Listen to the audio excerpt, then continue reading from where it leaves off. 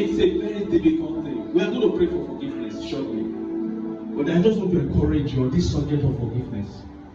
I've told this story several times, and I think it's a good story that I can tell again.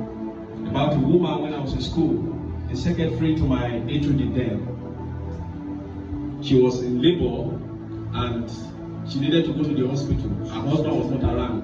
And so she sent a message to their neighbor who has a car that, please, I'm in labor, can you take me to the hospital? And that one just gave some flimsy excuses.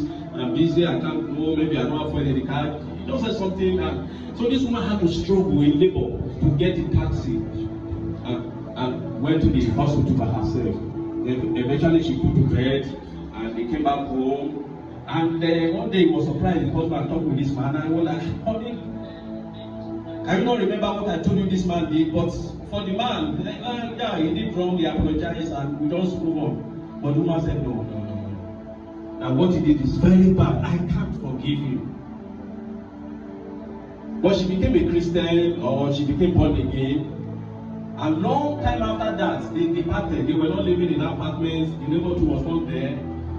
She said she had guilt in her heart. Like each time she thinks about that place they were living together, about that neighbor, that there will be a guilty conscience in her. And so she was looking out to the man to apologize. Even though she was in the right and the man was in the wrong. That is how difficult that subject of forgiveness can be. So it doesn't matter. Maybe you are the one that is right and that person is wrong.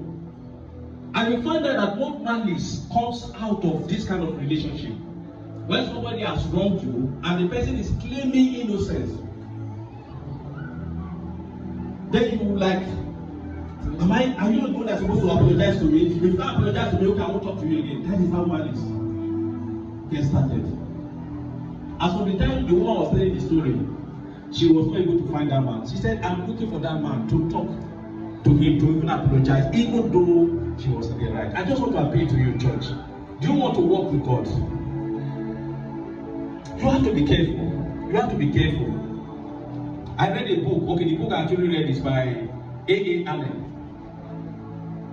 And he says some things you are familiar with. That when you have unforgiveness in your heart, it is having demons in your heart. They will attract other demons. They will attract other negative spirits. So even if the Holy Spirit will struggle to find a place in your heart, the Holy Spirit can't be really comfortable. Because as God demons come, they push him out and he leaves. And I think it's this great man of God, Oral Roberts, who talked about guardian angels. And he said every believer has an angel. But that when you go wrong, when you go to sin, your angel departs from you and go to the place where he came from.